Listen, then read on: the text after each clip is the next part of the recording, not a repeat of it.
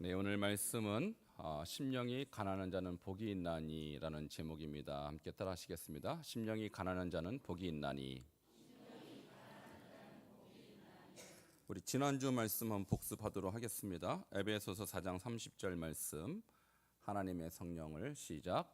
하나님의 성령을 근심하게 하지 말라. 그 안에서 너희가 구원의 날까지 인치심을 받았느니라. 에베소서 4장 30절 말씀. 아멘. 지난주에도 그랬고요. 그 전주에도 성령 강림절을 기해서 성령님에 관한 말씀을 드렸습니다. 성령 강림절 때는 베드로 사도의 말씀을 통해서 우리가 성령을 받으려면 어떻게 해야 되는가? 내가 회개하여 예수 그리스도 이름으로 세례를 받고 성령을 받으면 회개하면 그러면 성령을 받는다. 그래서 첫째 주에는 성령을 받는 비결이 회개에 있다. 여기에 초점을 말씀드렸고, 지난주는 우리가 성령을 받았더라도 성령을 근심하게 하면 성령님이 활동하지 않고 심지어 떠날 수도 있다. 이제 이 부분을 말씀드렸어요. 그리고 성령 강림절 때 4일에 걸쳐서 불 같은 성령, 바람 같은 성령, 또 비둘기 같은 성령, 보혜사 성령. 성령에 대해서 여러분 6회 설명을 들은 거예요. 6회 설교를 들은 거예요.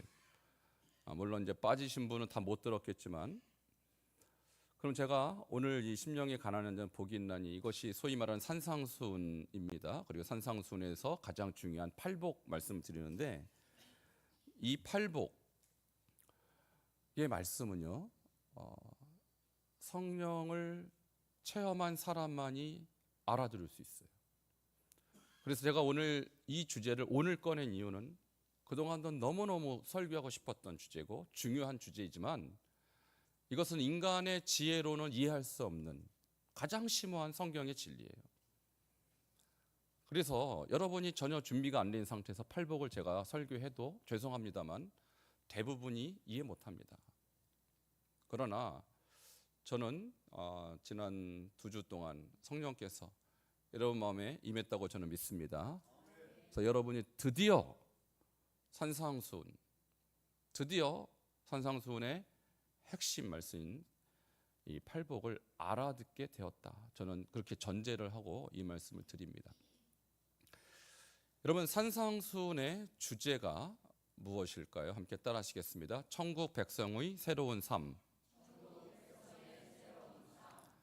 산상수훈에서 예수님이 말씀하시고자 하는 것은 천국 백성은 새롭게 살아야 하느니라.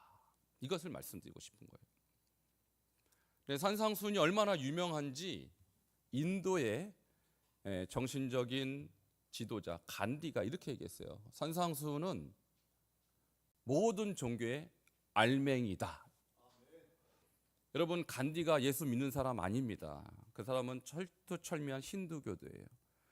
근데 그도 성경을 읽고 특별히 산상수훈의 예수님의 이 말씀을 통해서 여기에는 모든 힌두교, 모든 종교가 다 아우를 수 있는 최고의 메시지가 들어있다. 여러분, 간디에게 어떤 영국 선교사가 이런 질문합니다. 아니, 당신이 그렇게 성경에 감동을 받고 이렇게 산상수훈에 대해서 정확하게 알고 있는데 내가 선교하러 이 인도에 왔는데 이 인도 사람이 다 예수를 믿게 할 수 없습니까?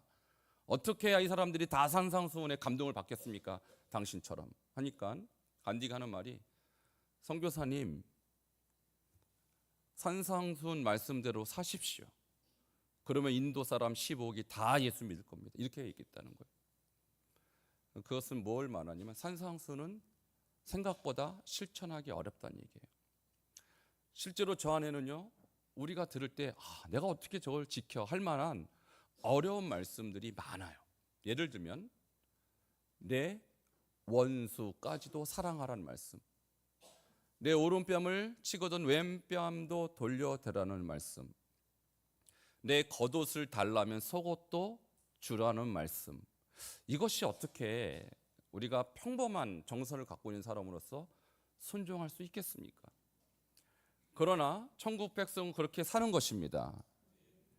천국 백성의 새로운 삶을 제시한 것은 불가능한 말씀을 준 것이 아닙니다. 제가 초대에 말씀드린 것처럼 성령 받은 사람은 가능합니다. 네, 내 안에 성령이 없으면 죄송합니다만 목사도 못 지켜요. 죄송합니다만 선교사도 못 지켜요. 저 말씀은 불가능해요. 어떻게 육신을 갖고 있는 존재가 원수를 사랑할 수 있겠어요? 그것은 인간의 일이 아니라 철저하게 성령의 역사인 것입니다. 그래서 성령 받은 사람만 이해할 수 있는 말씀이 바로 산상수훈이요. 이 산상수훈의 주제는 천국 백성, 성령을 체험하고 성령과 함께하고 성령의 다스림을 받는 사람의 생활 패턴이 이 안에 들어 있는 것입니다. 자, 그러면 여기에서 우리가 오늘 주제로 삼는 이 심령이 가난한 자는 복이 있다 했을 때 복을 우리가 정확하게 이해를 해야 돼요. 자, 팔복에서 말하는 복은 무엇을 의미할까요? 여기서 우리가 히브리어 헬라어로 이렇게 되어 있어요. 따라하시겠습니다. 마카리오스. 예, 어려운 단어인데 제가 왜 마카리오스라는 원어를 얘기하냐면 복이라는 단어를 딱 떠올리면 한국 사람은 뭐가 떠올릴까요? 복 그러면 물질의 복, 건강의 복, 자식 복, 뭐 친구의 복, 뭐 이빨의 복, 뭐 이런 거 생각나시죠? 그걸 우리가 뭐 세상적으로 오복이다 이런 말을 쓰는데 여러분 얼마나 우리는 복을 좋아하는지 수저에도 복, 젓가락에도 복, 그릇에도 복, 복복복합니다. 근데 여기에서 말하는 그 복이 그것이 아니라는 사실. 예, 그래서 원어의 마카리오스라는 말은 행복을 의미하는 거예요. 행복. 누가 행복한가? 그런데요, 히브리적 개념에서 복은 하나님의 임재 상태를 말하는 거예요. 자, 건강하지만 하나님이 안 계시다? 그는 불행한 거예요. 돈은 많은데 하나님의 임재가 그 안에 없다? 그는 불행한 거라고요. 그래서 예수님이 말씀하시고자 하는 이 8복, 8개의 복은요, 한결같이 우리 내면 안에는 행복을 말하는 것입니다. 여러분, 주님이 임재가 있을 때 비로소 행복한 줄 믿으시길 바랍니다. 여러분이 뭘 해도 행복하지 않아요. 죄송합니다만 대기업의 회장님들이 행복할 줄 아십니까? 행복하지 않습니다. 여러분이 원하는 그 로또가 당첨된다고 행복하실 줄 아십니까? 그렇지 않습니다. 제가 로또가 당첨돼봐서가 아니라 대본 사람들이 보니까 대부분 망하더라고요. 끝에 가서 물질 때문에 망하더라고요. 그러므로 여러분 오늘부터 하나님의 임재를 구하시기 바랍니다. 그것이 여러분의 행복이고 그것이 예수님이 우리에게 주고자 하는 복이라는 거예요. 시편 1편에 이미 똑같은 말씀이 나와요. 복이 있는 사람은 하고 시작하는데 이 복도 똑같은 마카리오스. 히브리 구약은 히브리어니까 히브리어는 에쉐르라고 하는데 누가 행복하냐?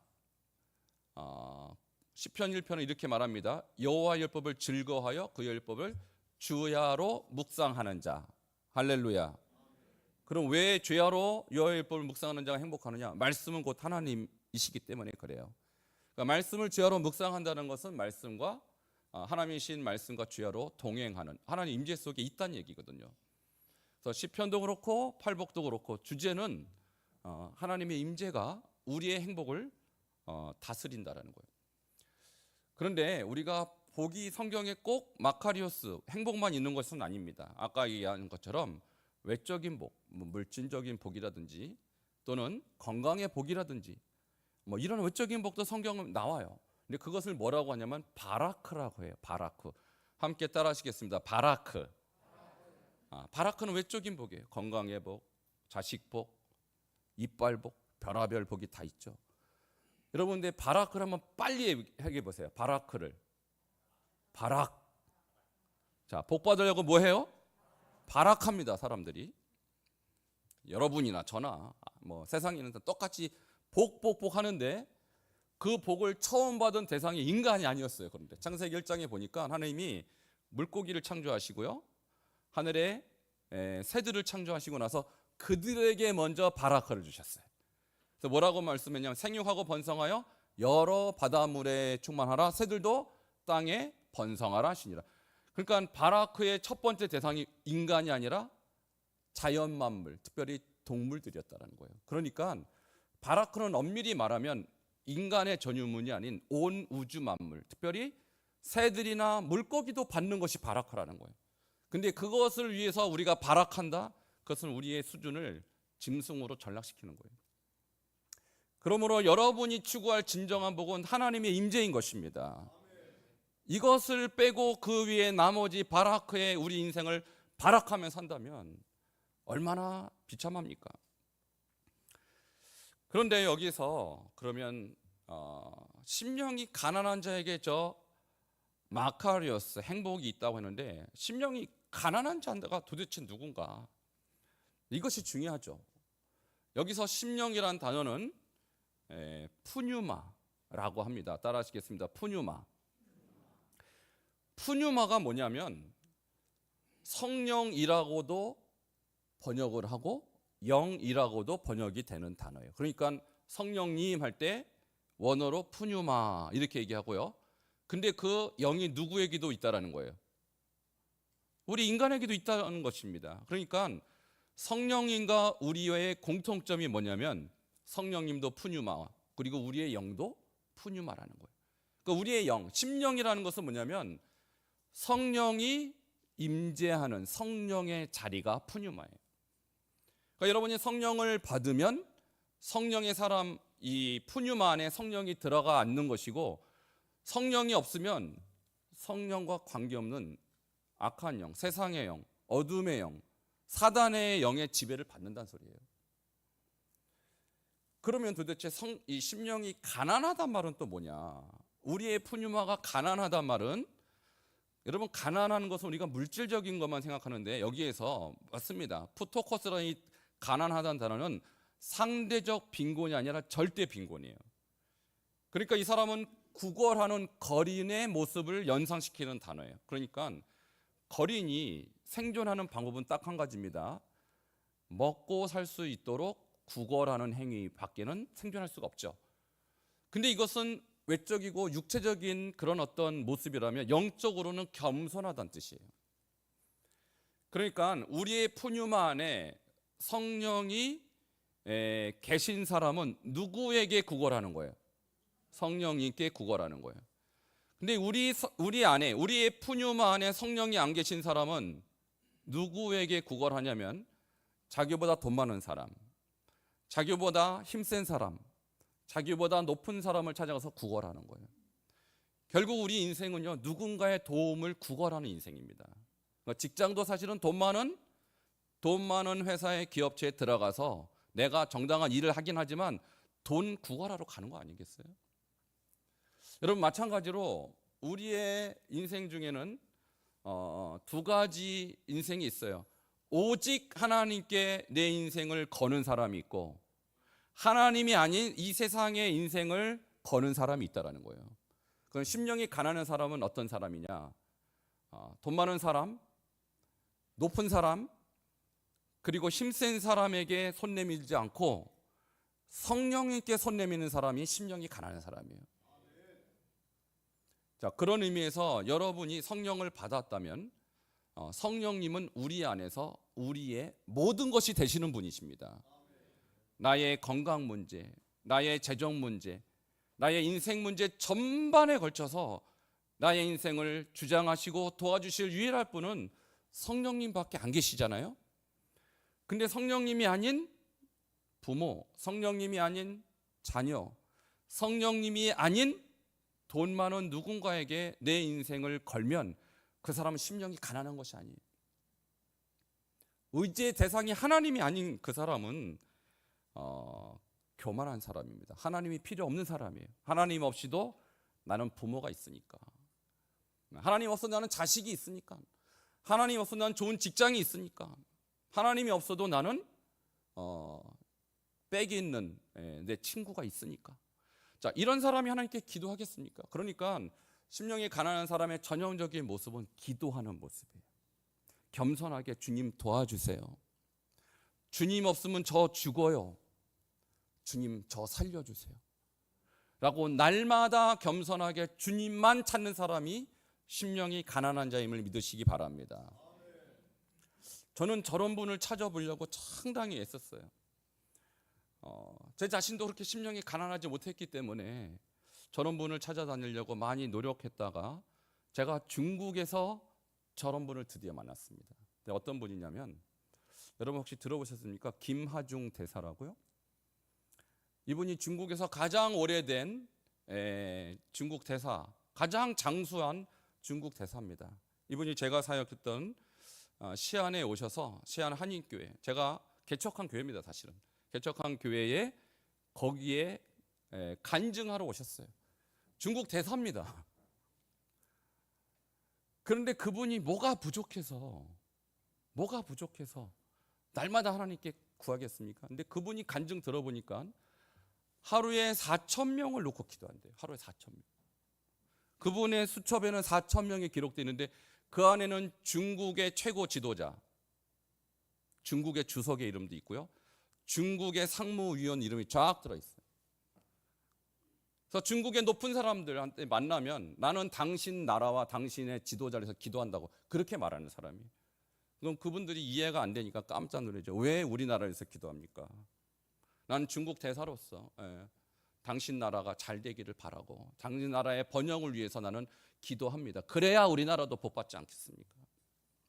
무려 4,000명을 위해서 기도하는데요, 이분이요 이렇게 기도합니다. 하나님 앞에 간절히 기도하고 주님께서 마음속에 뭔가 결심을 주시고 확신을 주시면 두말 없이 순종한다는 거예요. 저는 그렇게 겸손한 대사를 본 적이 없어요. 한국의 대통령에 위임받아서 온 사람이라면 한국의 최고 높은 인물이에요. 근데 그 사람이 그렇게 주님만 찾고 그렇게 하루에 4,000명을 위해서 중보기도 한다면 이 사람이야말로 정말 심령의 가난한 자가 아니겠는가.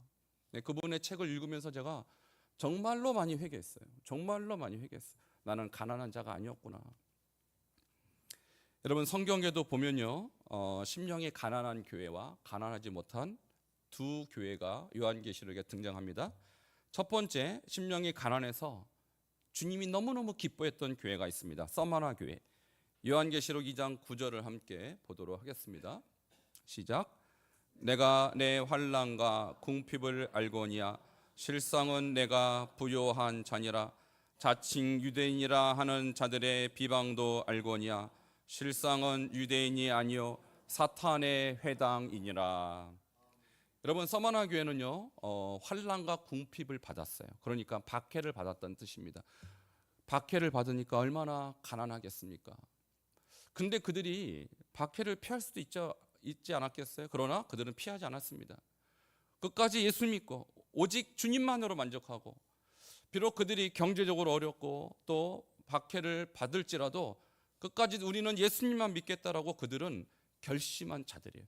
그러니까 그들에게 주님이 뭐라고 말하냐면 실상은 너희는 부요한 자니라. 경제적으로는 비참했지만 물질적으로는 궁핍했지만 성령이 가득한 자가 부요한 자인 것입니다. 그래서 그 교회 성도님들은요 너무너무 가난하고 비참했지만 하나님은 그들에게 너희가 진짜 부자다. 여러분 우리 안에 심령이 가난하면요 주님으로 채워집니다. 성령으로 채워집니다. 하나님의 부요함으로 채워집니다. 그 사람이 행복한 사람이에요. 근데 반대로 외적으로는 부유했지만 속 빈 강정이었던 교회가 있었어요. 라오디게아 교회입니다. 계시록 3장 17절을 함께 읽도록 하겠습니다. 시작. 내가 말하기를 나는 부자라 부유하여 부족한 것이 없다 하나 내 곤고한 것과 가련한 것과 가난한 것과 눈먼 것과 벌거벗은 것을 알지 못하는도다. 아멘. 라오디게아 교회는요 오늘날로 따지면 강남의 최고 부자들이 모이는 교회예요. 강남에 정말 큰 교회가 있어요. 너무 멋진 교회가 있어요. 거기 성도들은 다 부자입니다. 어느 교회라고 말하지는 않겠습니다. 그런 교회처럼 라오디게아 교회도 성도들이 다 부자였어요. 왜냐하면 그 도시는요 금융업이 상당히 발전한, 지금 홍콩과 같은 그런 도시였어요, 고대. 그러니까 성도님들이 그런 직장을 다니니까 다 부자이지 않겠어요? 그러니까 그들이 이렇게 말해요. 나는 부자예요. 부유하고 부족한 것이 없어요. 이렇게 생각했어요. 그럼 이런 사람들이 예수님 찾겠습니까? 돈 많은 사람들 예수님 잘 안 찾습니다. 그런데 주님의 평가는 무엇입니까? 아니다. 너는 곤고하고 가련하고 가난하다가 주님이 말하는 거예요. 그들이 주님은 안 찾고 돈만 찾고 물질만 추구하고 또 구원도 받고 싶어서 교회도 왔단 얘기예요. 교회 왔지만 주님은 액세서리에 불과하고 그냥 복 바락을 한 거예요. 그리고 그들에게 대한 주님의 평가를 했습니다. 너희들은 눈 멀었다. 여러분, 라오디게는요 유명한 안약 제조 회사가 있어요. 거기에서 나온 안약은요 모든 눈병을 다 고칩니다. 그런데요 그 도시에 살면서도 그 안약을 발랐지만 그들은 영적으로 눈이 멀었다라는 거예요. 성령이 안 계시고 하나님과 관계없이 자기의 부유함만 자랑했던 사람은 눈먼 영적인 장애인이라는 거예요. 세 번째, 벌거벗은 것을 알지 못하는도다. 여러분, 라오디게는요 참 대단한 도시예요.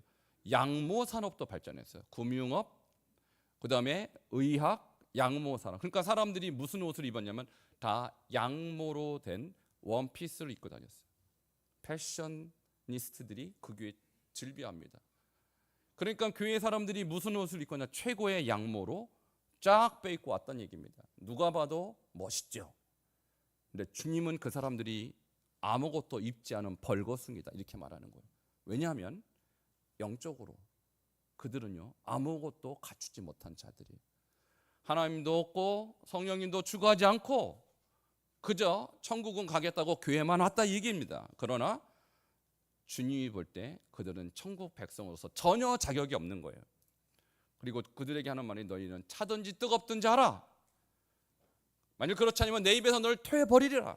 주님 입에서 도저히 담지 못할 너무나도 껄끄러운 사람들이었다는 것입니다. 자, 이것이 심령이 가난한 교회와 가난하지 못한 교회의 차이예요. 저는 우리 교회가 절대로 라오디게아 교회가 되지 않고 우리 교회는 반드시 서머나 교회가 될 줄 믿습니다.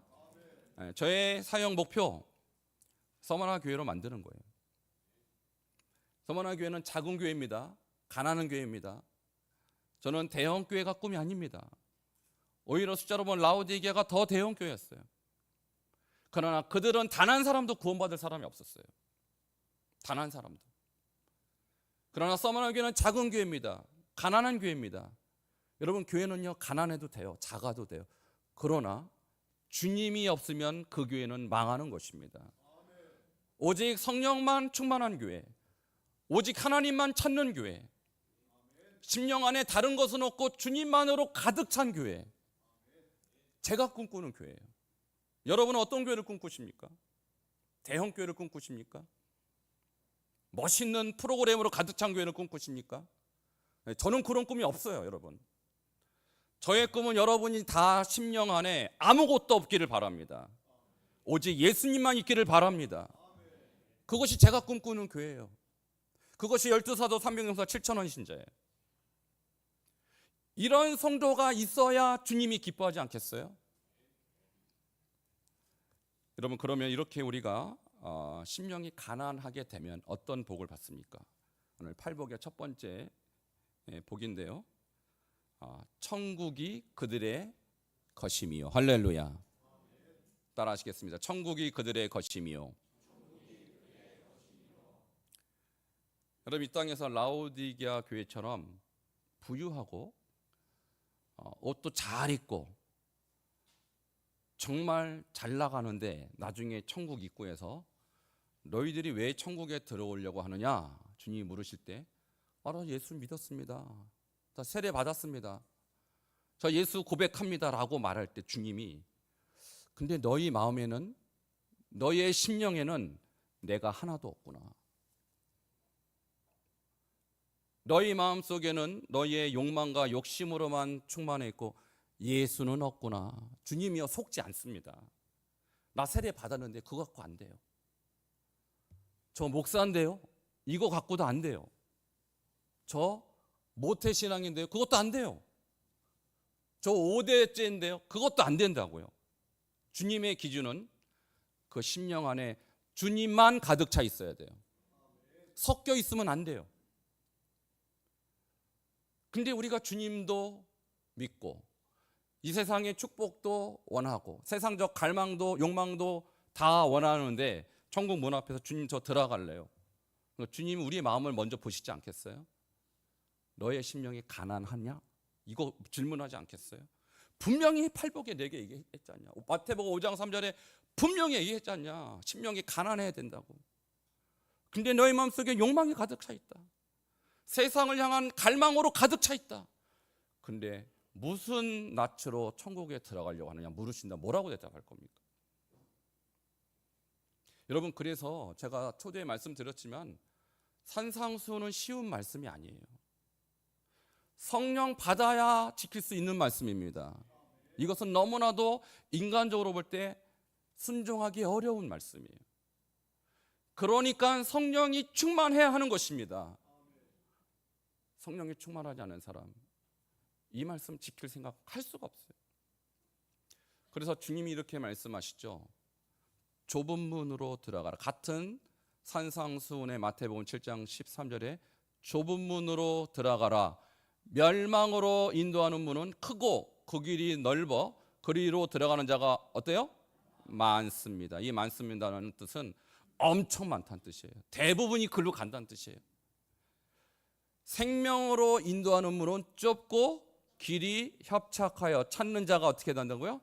적어요. 이 적다는 말은 얼리고스라는 단어서 있는 둥 마는 둥, 잘 보이지 않는 미미한 숫자를 말하는 거예요. 그러니까 무슨 얘기냐면 천국에 가고 싶어하는 사람은 많습니다. 그러나 진짜로 좁은 길을 걷는 사람은 몇 안 된다는 얘기예요. 그것은 뭐냐면 정말로 심령이 가난한 자는 몇 안 된다는 얘기예요. 여러분, 좁은 문으로 들어가시겠습니까? 그래야 천국이 그들의 것입니다. 예수님이 또 이런 말씀하세요. 나더러 주여 주여 하는 자마다 다 천국에 들어갈 것이 아니라 다만 하늘에 계신 내 아버지의 뜻대로 뭐하는 자라야? 행하는 자라야 들어가리라. 자, 주여 주는 사람이 얼마나 많습니까? 그런데요, 주님이 그 주여 주여 하는 그 부르짖음에 속지 않아요.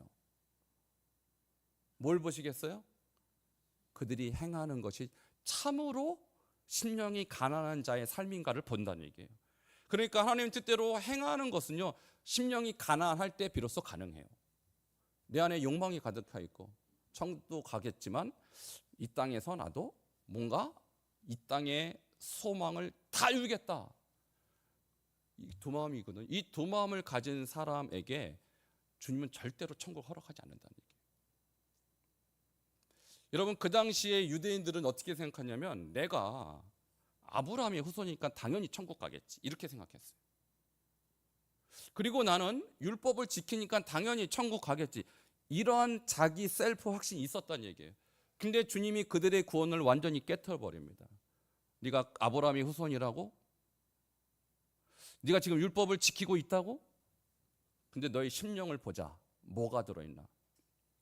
여러분, 심령은 보이지 않잖아요. 근데 주님은 아십니다. 심령에 주님이 아닌 다른 것으로 가득 차 있다면 아무리 아브라함의 후손이어도 천국 못 갑니다. 아무리 율법 지켜도 천국 못 갑니다. 천국은 주님이 세우신 기준에 합격해야 돼요. 그 기준은 뭡니까? 여러분의 심령에, 여러분의 푸뉴마에 인간적인 욕심, 인간적인 열망, 세상적인 갈망 싹 버려야 돼요. 그리고 오직 주님만으로 가득 채워야 하는 것입니다. 그 사람을 주님이 인정하시는 거예요. 제가 만든 말이 아니잖아요. 그래서 제가 초대에 말씀드린 것처럼 팔복, 특별히 산상수는 어려운 말씀이에요. 어려운 말씀이에요.